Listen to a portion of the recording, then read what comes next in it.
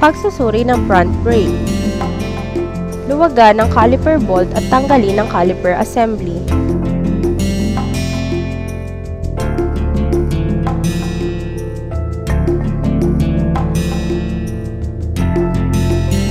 Alisin ang caliper bolt at brake pads.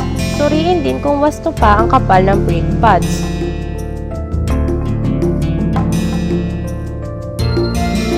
Kapag makapal pa ang brake pads, linisin ito gamit ang sandpaper. Dapat ay manatiling pantay-pantay ang contact surface ng brake pads. Punasan ng basahan at lagyan ng konting grasa ang likod na bahagi ng brake pads. Ilagay ng wasto ang brake pads sa caliper.